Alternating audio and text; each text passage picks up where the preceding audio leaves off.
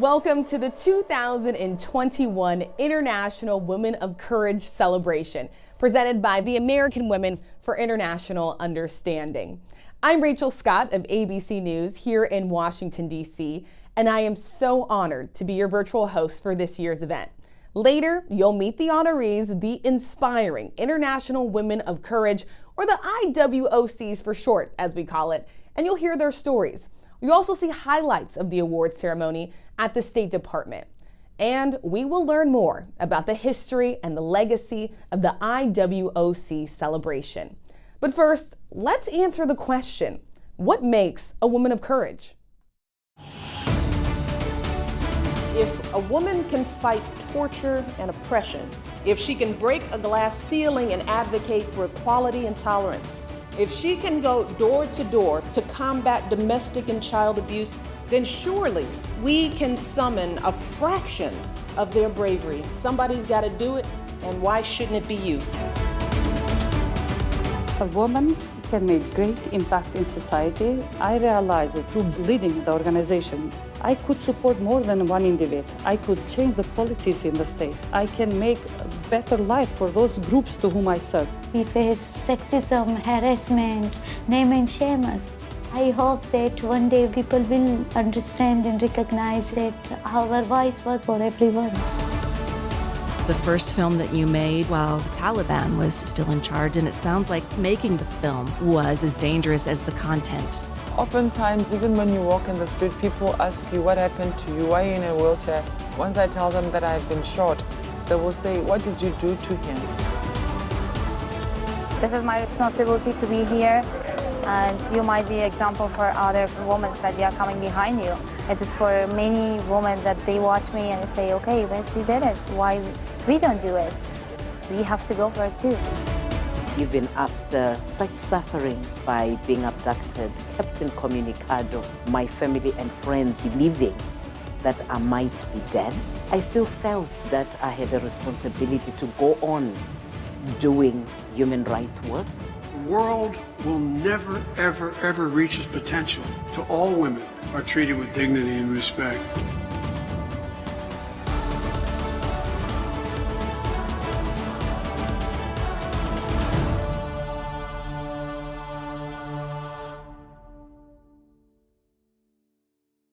Hello, everyone, distinguished guests, members of the State Department, AWIU members, family and friends, and this year's incredible honorees. I'm Janice Trojan, co-chair of this year's event with my colleagues and friends, Mary Shamwell and Nancy Anik. On behalf of our organization, it's my pleasure to welcome you to the International Women of Courage Celebration, our 14th year in partnership with the U.S. Department of State, but our first virtual celebration. We're so glad so many from around the world could join us. Today, you'll meet this year's honorees, learn their stories, and hear from a few of them directly, thanks to conversations they had with award-winning journalist Lisa Ling.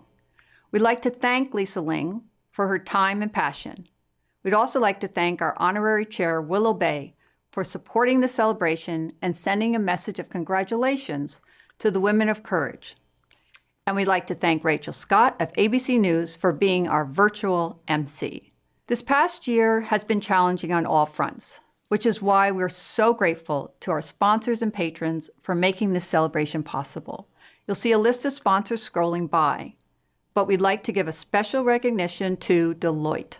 Their foundational support for 11 years has sustained the celebration and allowed us to grow. Thank you, Deloitte. And to everyone who's here with us today, your contributions have made this event a success. You have our gratitude. We'd also like to recognize Janie and Mark Herzog and their team at Herzog & Company for their tremendous support and generosity on the production of this event. For over 50 years, AWIU has promoted women-to-women interaction around the world. Our goal is to build bridges of understanding through delegations, our grants program, mentorships with young women and young professionals, educational events, and many more programs that support citizen diplomacy. And at the heart of our activities, the International Women of Courage celebration. We'd like to thank Katrina Votovat, Inga Litvinsky, and representatives from the U.S. Department of State's Office of Global Women's Issues, Deputy Assistant Secretary Stacy White and Sarah Belasoff, and the Bureau of Educational and Cultural Affairs, and the International Visitor Leadership Program, Lee Satterfield, and representatives from Meridian International. Thank you for all that you do. It enhances our mission as an organization, and it enhances our connection to the world as human beings. Take a look.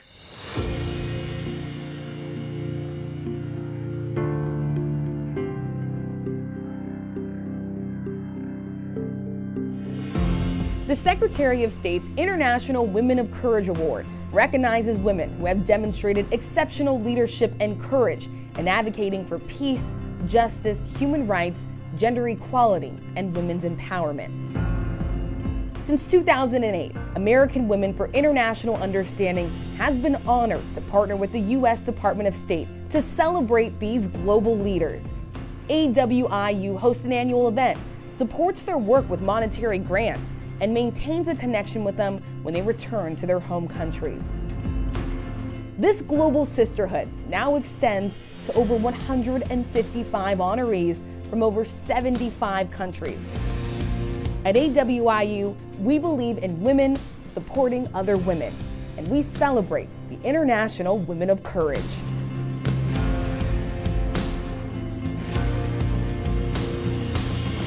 I want to salute AWIU for its long-time engagement with the International Women of Courage Awards.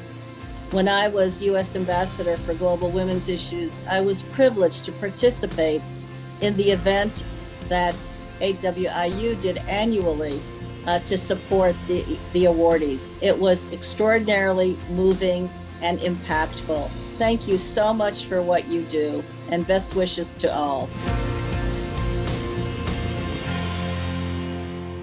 I'm Ambassador Tatiana Gefeller, president of AWIU. My entire career, from junior officer in Poland to ambassador in Kyrgyzstan, has been focused on human rights, obviously including women's rights. Being a member and now the president of AWIU, which is such a huge honor, I'm able to continue the work that's important to me, surrounded by other members who are engaged in global women's issues. It is fitting that our organization works with the State Department on this amazing program. In March, on International Women's Day, this year's International Women of Courage were honored at a ceremony at the State Department. For 15 years, we have honored women around the world who have made the extraordinary choice to fight for something bigger than themselves. The International Women of Courage Award is a critical component of our work and an event we look forward to every year. The award selection process is extremely competitive, and our awardees should be very proud of this recognition. Women we honor today have endured violence, death threats, imprisonment, and police harassment because of their work. Some have fled their homes. Some have fled their countries. They deserve our support and recognition. And they remind us of something we must never forget, that it is often women who lead the charge for human rights, democracy, and justice, including in places where women hold much less than half of the political, economic, and social power. And it's often women and girls who are the most vulnerable to human rights abuses. And while we recognize the challenges to the advancement of women's empowerment continue to persist, we also celebrate the enormous progress that has been made over the last few decades due to the efforts of women like our awardees. The International Women of Courage will soon join their IVLP virtual programs, meeting with American counterparts to share knowledge on global health, civic engagement, and the protection of human rights.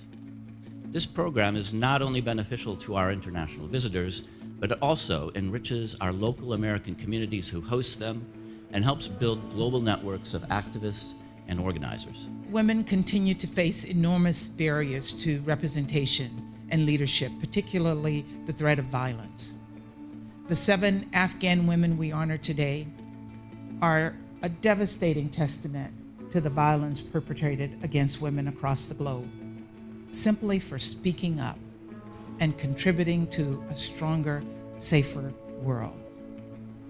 The violence is meant to silence, and we cannot allow that to happen. We must address it head on. We must ensure that their voices continue to be heard. Today, we recommit to being worthy of that courage, to understanding that our lives are tied together in immeasurable and powerful ways. And by choosing every day to honor that connection, we will stand with you as we build a brighter future for us all. It is an absolute honor to introduce the chair of the honorary committee, Dean Willow Bay. Part of the mission of the AWIU is to mentor young women, and Willow Bay just so happens to be one of my mentors. Willow Bay is a broadcast journalist, media and digital communication pioneer, and the dean of the USC Annenberg School for Communication and Journalism. Fight on! She's the first female dean of USC Annenberg, overseeing undergraduate and graduate studies across the fields of communication, journalism, public relations, and public diplomacy. And one of those students was me. Long before I ever appeared on national television, Willow believed in my potential. She saw something in me as a nervous and shy USC college student that I didn't even see in myself at the time. She pushed me to dream bigger, to take that risk, get out of my comfort zone, and never be shy about taking my own seat at the table and owning it. But above all that, she inspires through kindness, through leading by example, and most importantly, creating more space for other women as she climbs. Please welcome my mentor, Willow Bay. Rachel, thank you so much for that lovely introduction. It is fantastic seeing you. Goes without saying that we are incredibly proud of you and the extraordinary journalism that you are producing every day. Bravo. I'm thrilled to be the honorary chairwoman of this year's awards, joining previous chairs, including Nora O'Donnell, Lisa Ling, Melody Hobson, Leslie Stahl, Katie Couric, and Cokie Roberts. I'm thrilled to be part of celebrating the accomplishments of this year's honorees as we mark the 15th year of the International Women of Courage program. At USC Annenberg, we are teaching, training, and inspiring women in journalism and communication to sail through the doors that women, like all of you, continue to open for them. Part of our job as educators is to make sure every young woman who enters Annenberg leaves the school equipped to follow in your footsteps, to lead, to push boundaries, to ask important questions, to organize and mobilize, to pursue the truth, and to fight for what they know is right. I want to congratulate all of this year's honorees who exemplify exceptional courage, strength, and leadership in acting to improve the lives of others, often at great risk to their own lives. They've all recognized the power of using one thing, their voice. It is the most important communication tool of all, and these women remind us to continue using ours. The women being honored this year are expanding what women all over the world see as possible for themselves. So thank you to each of you for the risks you've taken, the questions you've asked, the rights you fought to protect, the justice you have sought, the stories you've told, the opportunities you've created, and most importantly, for demonstrating the power of using your voice. And thank you too for the work I know you will do to advance opportunities for the women who are inspired and encouraged to follow in your footsteps. Now it is time to meet this year's International Women of Courage. For that, I'd like to introduce award-winning journalist, executive producer, author, and advocate for women, and friend of Annenberg's, Lisa Ling. Lisa is known for her gripping and thought-provoking coverage of people in extreme societal situations around the globe. We're grateful that Lisa could take time off from her work on CNN's This is Life with Lisa Ling to join us today and to bring you these stories of courage as only she can. Please welcome my friend, Lisa Ling.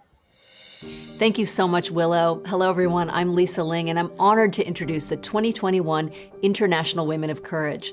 They include a nun, a chess champion, and a teenager changing her country's laws about gender-based violence. We'll meet nurses and healthcare advocates, a high court judge, human rights lawyers, social justice activists and organizers, and one woman who is currently imprisoned for speaking out about election corruption in her country. There is no doubt that these are extraordinary women, but they're also ordinary women seeking health and safety for themselves and their families, and peace and justice for their communities and countries.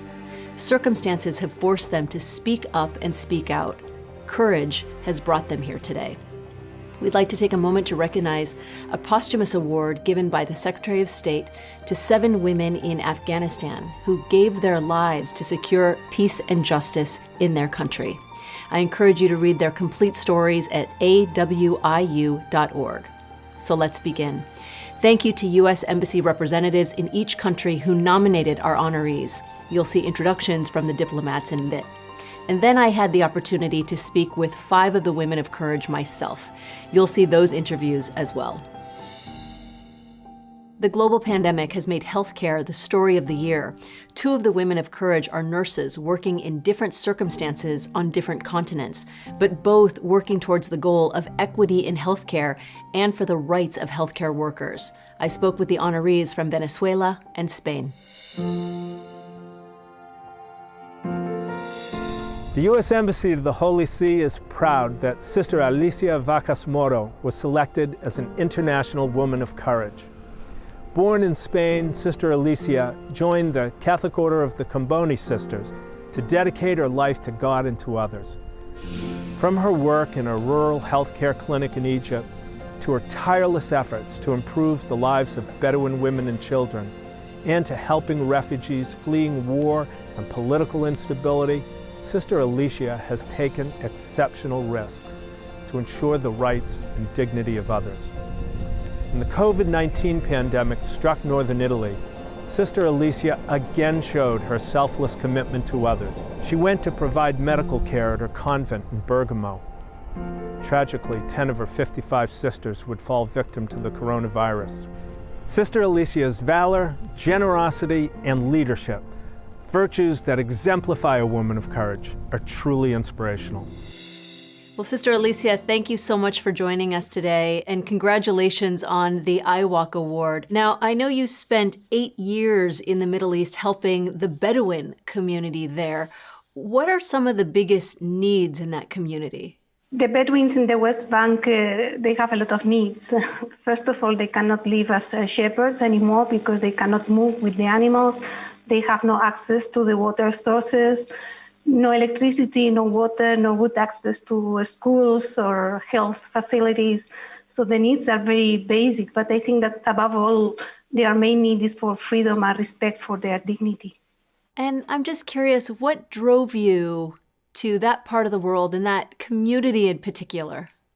Well, we have been working in the Middle East for more than 100 years, following all the events in the area. And they thought that the Bedouin community was one of the most poor and neglected by the Israeli and the Palestinian governments.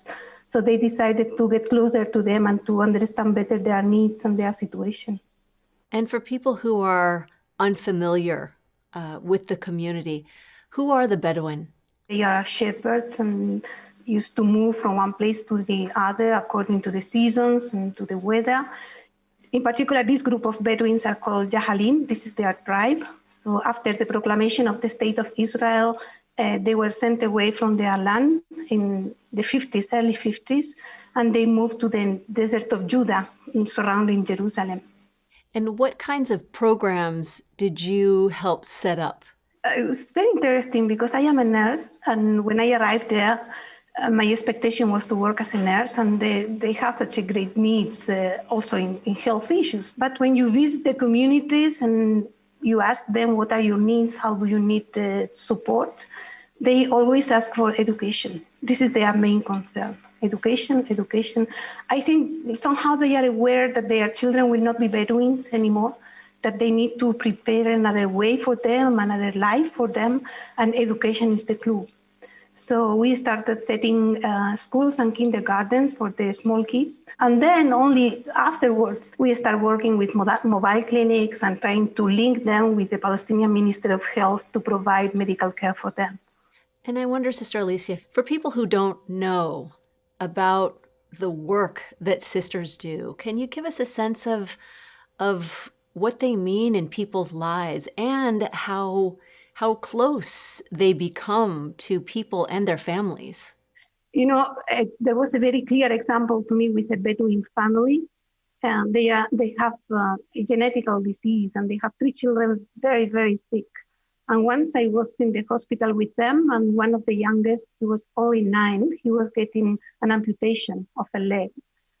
So it was myself and the parents, the Bedouin parents in an Israeli hospital, and there was with us a rabbi from Rabbis for Human Rights.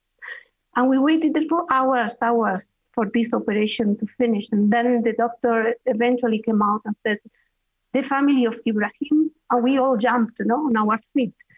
But he just looked at us very professional and said, no, the family. I would talk just to the family. And the father of this kid just looked around and said, whoever is here waiting for my children to get this difficult operation, this one is my family. Well, you are absolutely deserving of the award, and congratulations, and thank you for your tireless work and your tireless heart. Thank you so much. Thank you. From the Venezuela Affairs Unit in Bogota, Colombia, we were thrilled to nominate Ana Rosario Contreras, president of the Caracas Nurses Association, and elated she was selected as a recipient of the Secretary of State's 2021 International Women of Courage Award.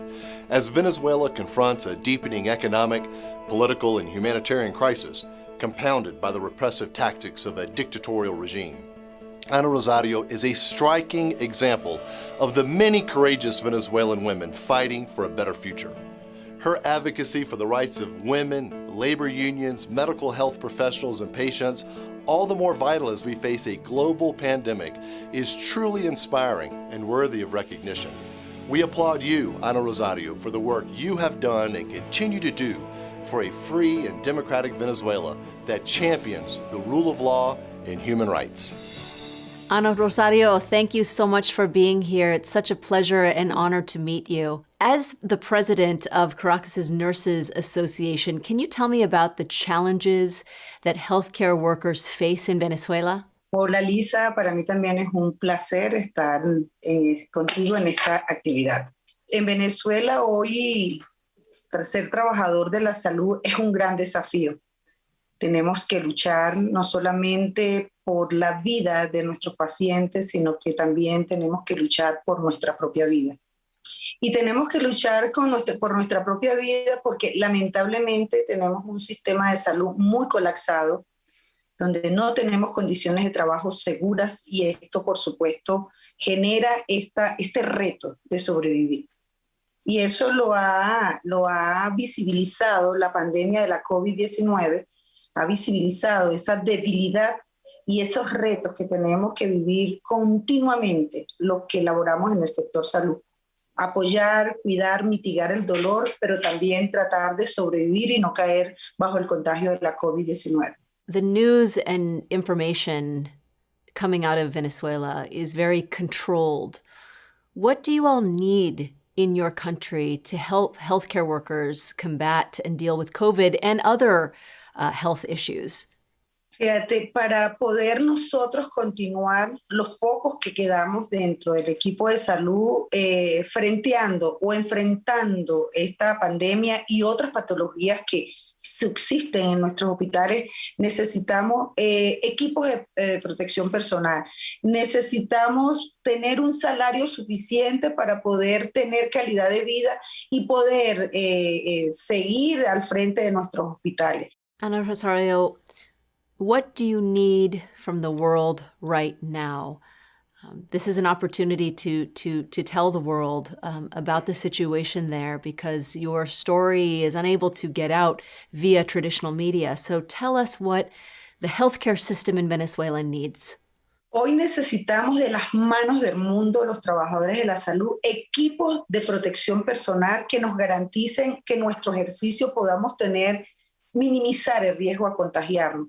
Necesitamos alimentos, necesitamos medicamentos, necesitamos concentradores de oxígeno. Hoy necesitamos que se poder resolver el problema de agua. Yo creo que hoy es un momento en que la comunidad internacional debe mantener su mirada en Venezuela, y hoy es el momento que necesitamos ayuda humanitaria, equipos de bioseguridad, medicamentos y, por supuesto, la mayor cantidad de alimentos que puedan traer al país para aliviar esta hambruna tan grande que hoy vivimos los venezolanos. It's so powerful to have this opportunity to hear your voice, because we don't often enough get to hear the voices of the Venezuelan people. So, Ana Rosario, thank you for taking this time, and I really hope that we can amplify your message about the need for resources in Venezuela. Thank you.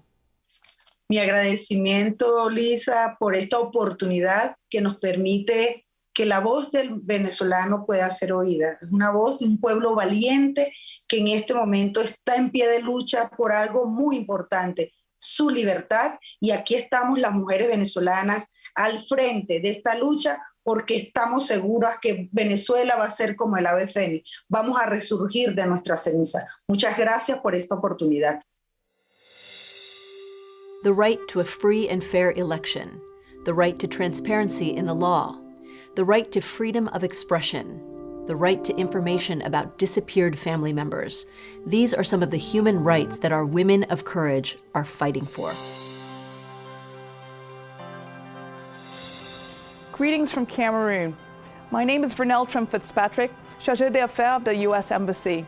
It is my honor to introduce Maximilienne Chantal Ngo-Embe, the Executive Director of the Network of Human Rights Defenders of Central Africa. Maximilienne has faced a number of challenges. She has endured physical assault, attempted kidnappings of herself and of her children, arson, burglaries, and smear campaigns. Yet for 30 years, she's remained steadfast in her commitment to promoting the human rights and political freedoms of others. Maximilienne has fought against everything from detentions of journalists and political actors to abusive treatment of LGBTI people and overcrowding in prisons. Since the start of Cameroon's violent separatist conflict in 2016, with a high toll of civilian deaths and displacement, Maximilienne has tirelessly called for a ceasefire and mediation process, advocated for humanitarian access, and shed light on civilian casualties. She's pressed for accountability of security forces in the context of separatist conflict and in the fight against Boko Haram and ISIS West Africa. When video circulated in 2015 of soldiers shooting 2 women and children in the far north, she was one of the leading voices insisting on accountability.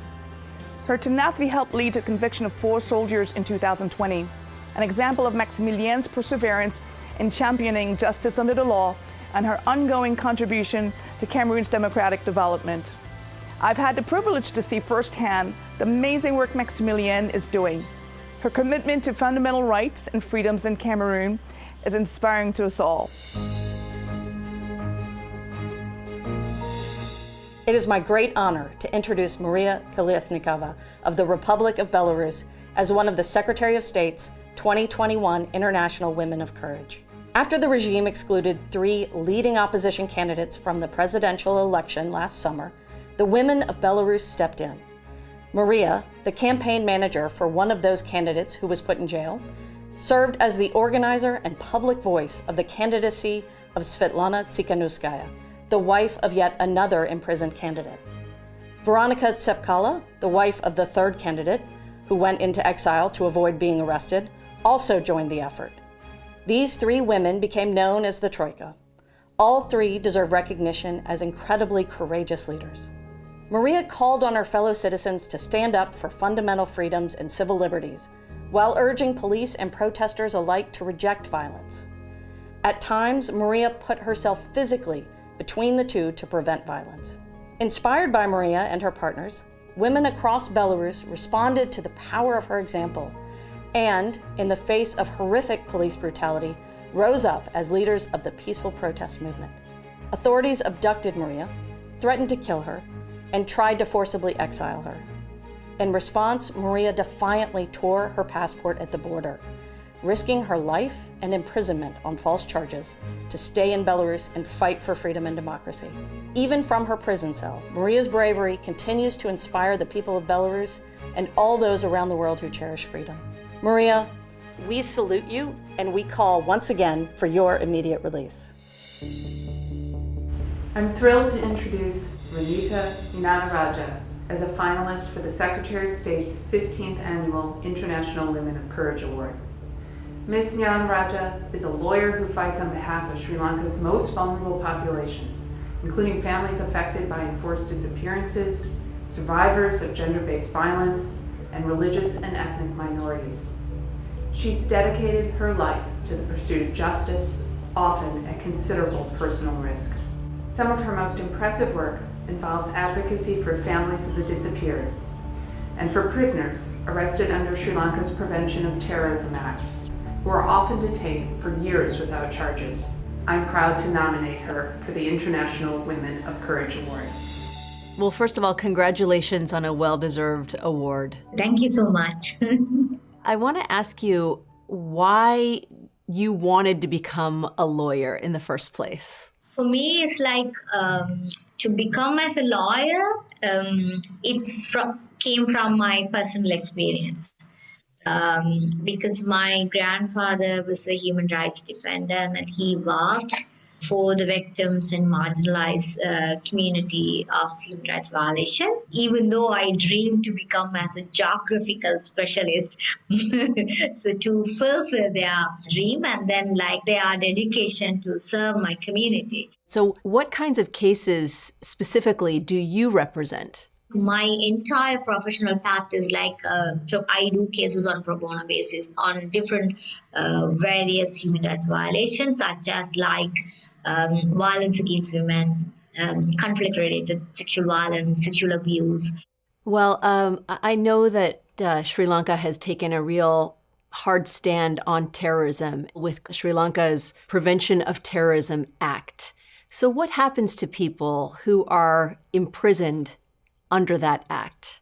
You can be taken in and then you can be like detained for more than 18 months without being produced in court.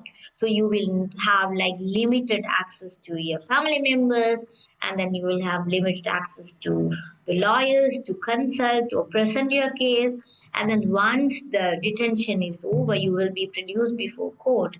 And the 18 months of period, you can be like tortured, intimidated, and then the confession is kind of like only the weapon and then evidence which can be used in the court of trial as an evidence, which is not allowed in criminal procedure court. Yeah, it sounds like it's just so hard to get any kind of fair trial under this Terrorism Act umbrella. Renita, what do you want the world to know about the situation there? How can the world help you, and how can people help those who are imprisoned unjustly there in Sri Lanka? I just want to know the world that the PTA, Prevention of Terrorism Act affects every one of us in the country of Sri Lanka, because it didn't see like you are a Tamil, you are a Muslim, you are a Sinhalese, you are an activist, you are a lawyer, you are a families of like victim or marginalized. It affects around every corner of this country and is used as a tool to silence any voice of dissent by the opposition, members of parliament, lawyers, victims of the ethnic conflict and the civil society. So I need the support of the international community, like activists and lawyers who are demanding to repeal and review of the PTA, which should be kind of like bring up with the international standard where the other countries are practicing on terrorism. So we all have to work together to create a change and then upgrade the standard of PTA to international level to ensure the rights of the prisoners for fair trial, natural hearing, and then the due process is being kind of like followed up. Well, Renita, thank you for taking the time to talk to us today. You mentioned that your grandfather was a human rights activist, lawyer, and it's obviously in your blood, and you should be applauded for standing up for the rights of the most marginalized in your country. Thank you so much. Thank you for your time, and then thank you for the interview. I'm so privileged to talking to you. Thank you so much. It's been an honor. Thank you. I want to express my warmest congratulations to Pyo Pyo Ong for receiving the prestigious 2021 International Women of Courage Award. Pyo Pyo Ong is a fearless and lifelong human rights activist and former political prisoner. Of course, I am taping this message against the backdrop of an unlawful military coup that overthrew the democratically elected government of Burma. Pyo Pyo Ong's work has therefore become even more urgent. The courage and commitment shown by Pyo Pyo Ong and so many others in opposing the coup offer hope for a return to the promise of democracy in Burma at this dark time. Hi everyone, my name is Pyo Pyo Ong. I'm a political activist from Burma. Currently, I'm working with diverse youth from the different areas of Burma to emerge reconciliation process for sustainable, peaceful society. Pyo Pyo Ong continues to work today as the director of the Wings Institute for Reconciliation, which creates dialogue and understanding between young people of different ethnic and religious backgrounds, with the goal of building a more united, tolerant, and inclusive Burma. That goal and her efforts are more important than ever. For her work promoting peace building and reconciliation, vital to greater democratic freedoms for all, Pyo Pyo Ong is recognized as a 2021 International Women of Courage awardee. 大家好，我是来自中国的人权律师，我叫王宇。我来自内蒙古，在北京做律师。我因为代理人权案件，2015年开始受到打压，之前被关了1年多，又被软禁了1年多。我作为一个法律人，还是希望能够推进中国的法治建设，也希望能够在中国这个社会上实现人权法治，也实现一个公平和正义吧。从我个人来说，因为2008年，我曾经被司法公检法迫害、打击报复而判刑2年半。之后呢，我2015年也因为代理人权案件，被政府打击报复。另外，我代理的案件过程中，我也看到这种司法的腐败和堕落，因此，作为一个法律人，我觉得我有义务来推进这个法治，所以我也是希望能有更多的人站出来，为中国这个法治和公平正义来呐喊吧。I'm honored to introduce a courageous Colombian social leader, Mayerlis Angarita. She represents victims of Colombia's conflict and women leaders who raise their voices to defend others at great personal peril. 20 years ago, coping with the loss of her mother, Mayerlis gathered women to share personal tragedies, creating her organization Narrar para Vivir, Narrate to Live. It's now 800 women strong. Mayerlis participated in Colombia's peace talks in 2016, securing women's rights in the peace accord. Today, despite continued death threats and the COVID pandemic, Mayerlis is a powerful advocate for her community and for the protection of women leaders nationwide.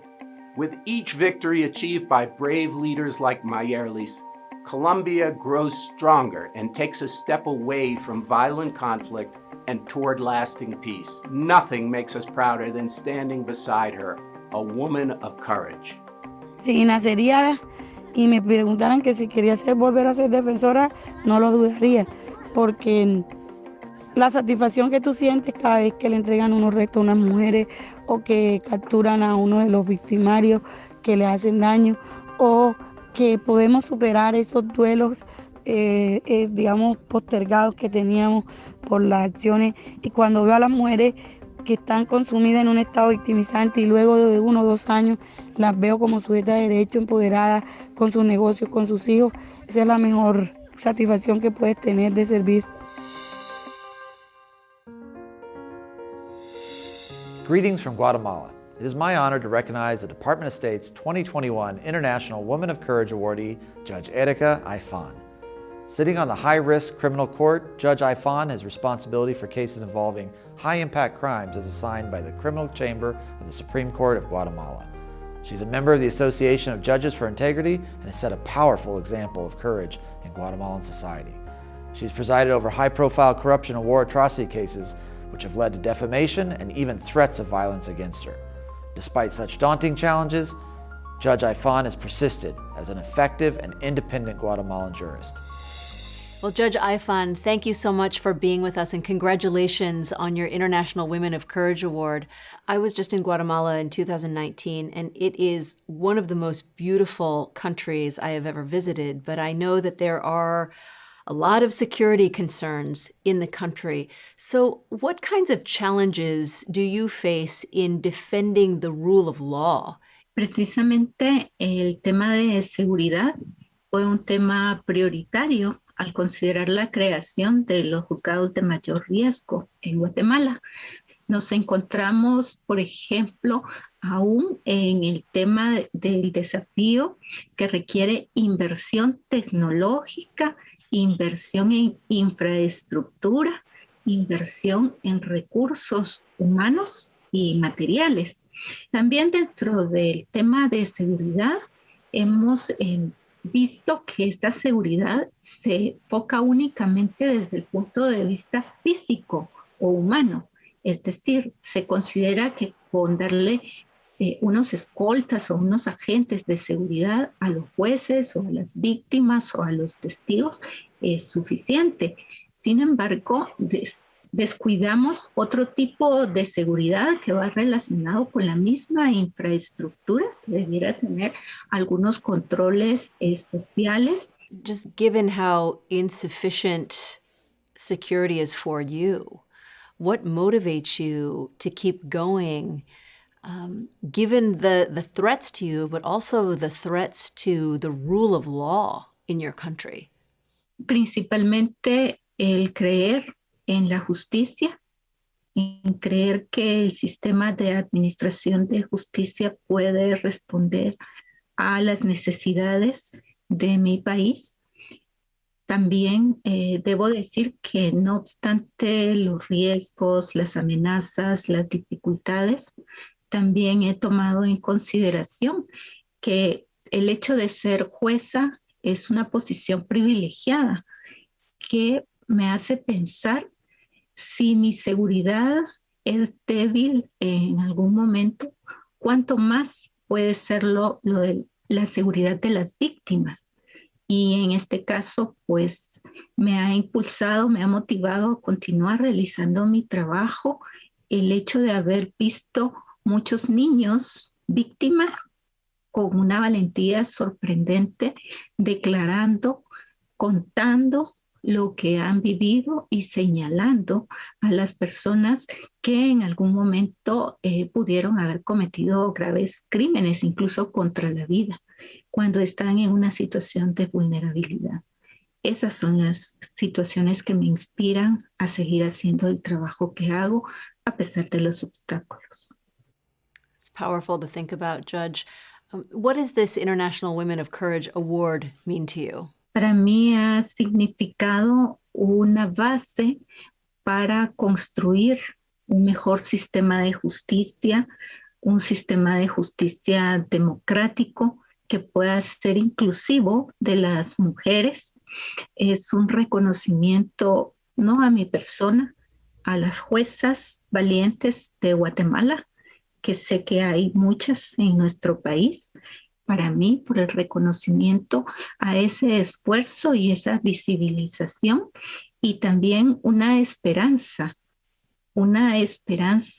en que, si bien es cierto, no van a desaparecer los obstáculos, sí va a ser un camino que pueda recorrerse con un acompañamiento de diversas personas, instituciones, tanto a nivel nacional como a nivel internacional. Ha significado una esperanza de paz, justicia con inclusión de género para mi país.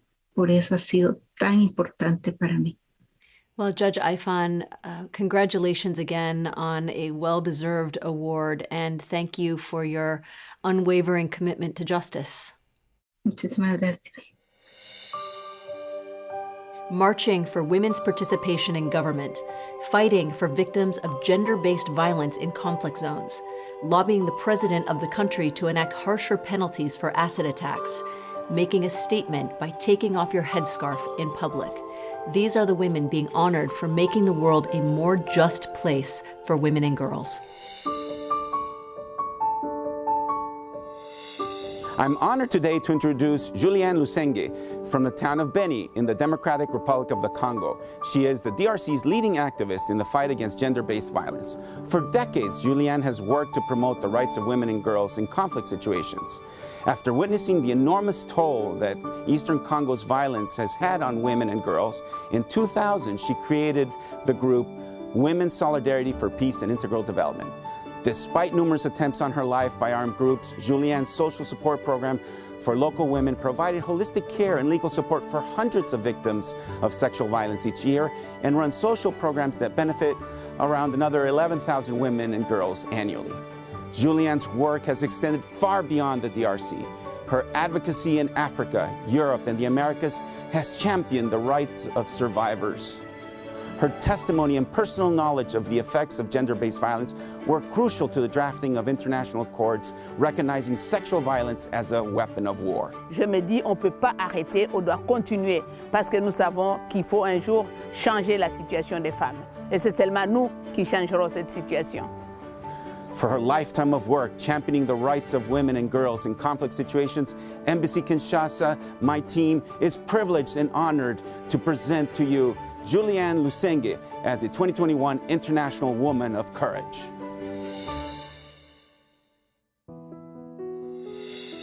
On behalf of the United States Mission to Turkey, I'm pleased to introduce activist and president of the Turkish Federation of Women's Associations, Canan Gülü, as a recipient of the 2021 International Women of Courage Award. This award is in recognition of her lifelong commitment to promoting women's equality and combating gender-based violence. Ms. Gülü's advocacy shines a spotlight on the need for more effective measures to combat gender-based violence in line with Turkey's domestic and international obligations. Particularly during this pandemic, we are grateful for Ms. Gülü's work to provide services to the vulnerable who are isolated at home. She reminds all women of Turkey that they are not alone, and her concrete actions support her kind-hearted words. Thank you, Ms. Gülü, for exemplifying exceptional courage and leadership in advocating for human rights, women's equality, and social progress. You are a true woman of courage, and today we congratulate you on your achievements. Meet Zara Mohammed Ahmed, or Mama Zara, as she is fondly known to those around her. She is a beacon of hope for Somali women and girls, and for everyone working for human rights in a part of Africa that has long suffered from conflict. Mama Zara's organization in Mogadishu is the Somali Women Development Center. The aim is to support women and girls by providing access to justice and fostering greater social and economic independence. The center works at the grassroots level, operating one-stop centers to provide medical and legal assistance to women and girls victimized by sexual and gender-based violence. Mama Zara's talented team also supports other vulnerable groups, internally displaced persons and refugee returnees, in some of Somalia's toughest areas. Operating in Somalia comes at great cost. Mama Zara lost her only son in a senseless killing. Her colleagues routinely receive death threats, and some have been killed. Even with those tragic losses and this terrible risk, Mama Zara fights every day for Somali women and girls, demonstrating courage and passion that few can match.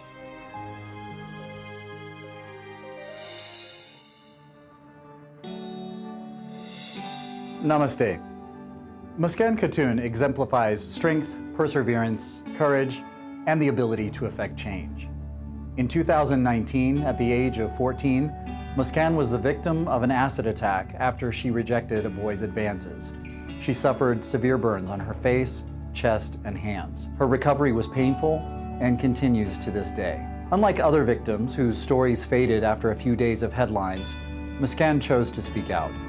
Despite threats and social pressure, she lobbied for national change. She went before a parliamentary committee and demanded stronger laws and punishments for these horrific attacks.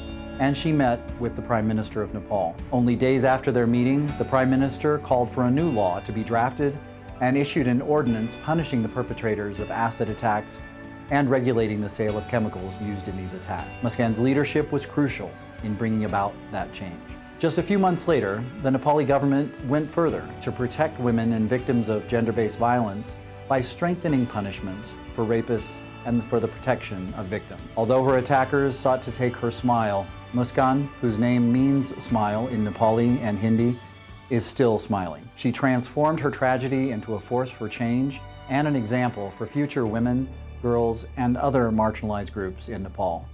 So thank you, Muskan, and congratulations on receiving this prestigious award and for making a difference in Nepal and in the world.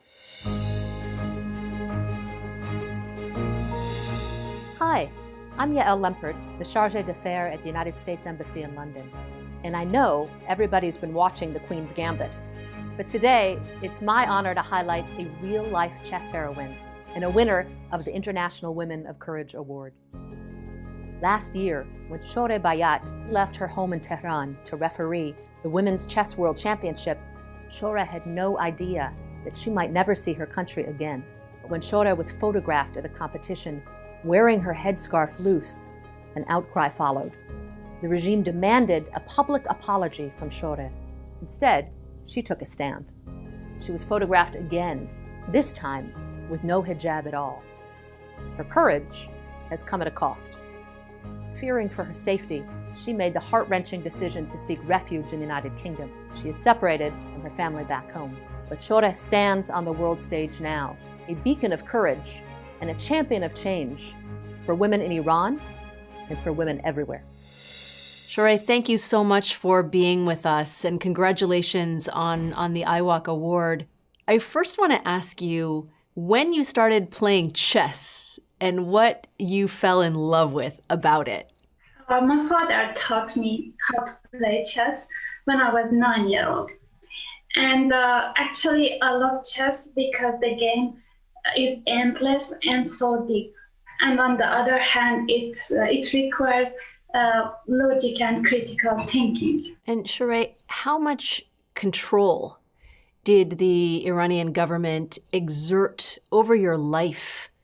Because you're a chess superstar in Iran. How involved were they in your life? For me personally, they were harassing me over my hijab. They were interfering in everything that I was wearing. They were asking me to change my shoes. They were talking about the color of my trousers, and even they asked me to cut my hair because I was trying to show a portion of my hair from the back of my scarf. So I was trying to resist. And Shore, can you give us just a sense of what life is like for women overall in Iran? Actually, women, they don't have the basic rights. Like if a woman wants to travel, this person needs even the permission of her father or the permission of the husband.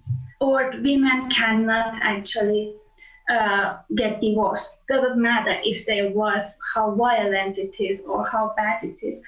Do you think that there are a lot of people inside the country who are really just frustrated with the regime and how much control the government exerts over people's daily lives? That's a very good question.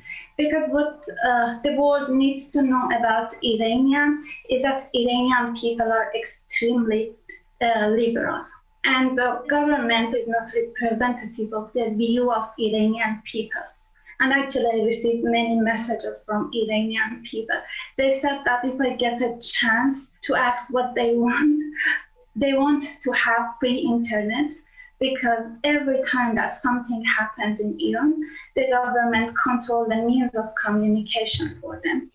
Sharia, I was in Tehran in 1995, and I agree with you. The people I interacted with were just some of the kindest people and really had such a desire to speak out. And I just want to know, why didn't you apologize publicly for taking your hijab off in public?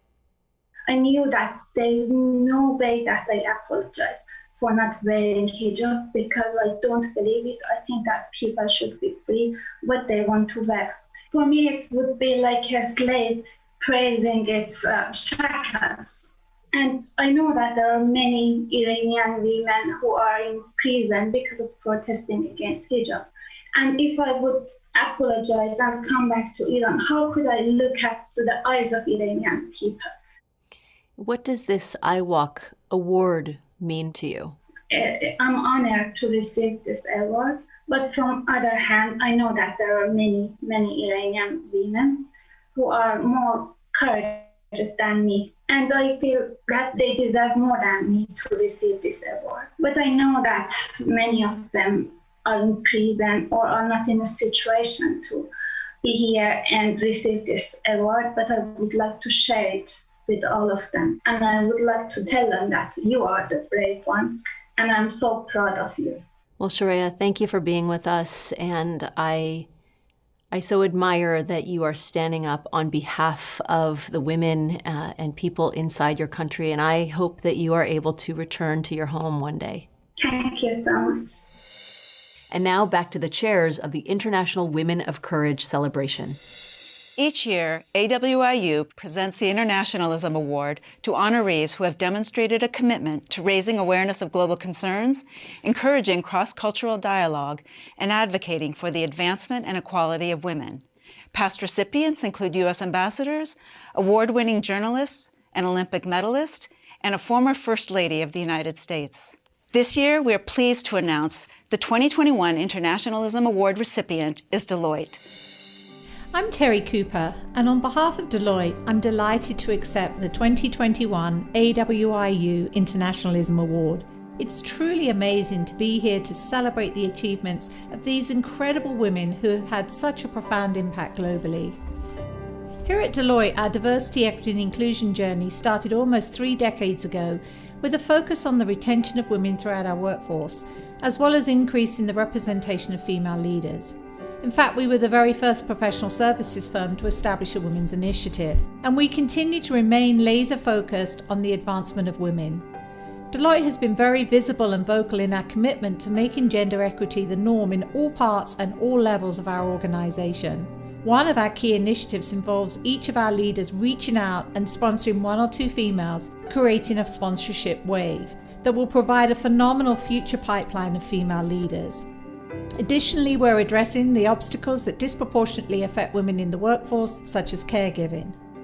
We're also very active in our community and have worked closely with Girls Who Code, as well as Catalyst, an organisation that works with corporations to increase their female leadership. And lastly, we're heavily invested in our Board Ready programme, which provides training and expertise to enhance the representation of women on corporate boards. So again, I am truly thrilled to accept this award on behalf of Deloitte, and I can assure you that we will continue to innovate and support a diverse, equitable and inclusive culture within Deloitte and within our communities. Thank you for this honour. As we end today's celebration, we want to thank you for joining us and supporting the work of these impressive women. And to all the International Women of Courage, thank you so very much for sharing your incredible stories. Your work, your bravery, and your integrity help to make the world a better place for all. We end with one last piece of inspiration. You've tamed the voices in your head. You've put your courage to the test. Laid all your doubts to rest. Your mind is clearer than before. Your heart is full and wanting more. Your future's at the door. Give it all you got. No hesitating. You've been waiting all your life. This is your moment. This is your moment in time. This is your moment. This is your moment to shine, to shine, to shine. So shine on. And every time you hit the wall, remember you can have it all, even the mighty fall. It's closer than it's ever been, and now it's more than just a win. It's where your life begins, yeah. There's no holding back, no overthinking. You've been reaching all your life. This is your moment. This is your moment in time. This is your moment. This is your moment to shine, to shine, to shine. This is your moment. You got to give it all that you got. Don't hesitate and don't ever stop. You've spent a lifetime waiting for this day. This is your moment. Now's not the time for you to hold back. Don't overthink, it's time to react. The moment has come, don't let it slip away, away, away. It's closer than it's ever been, and now it's more than just a win. It's where your life begins.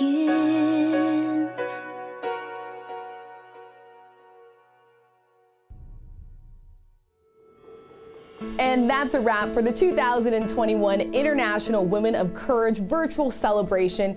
If you've been inspired today, I encourage you to stay connected with the women you've met through AWIU.org and be part of the global sisterhood. I'm Rachel Scott. Thanks for being here.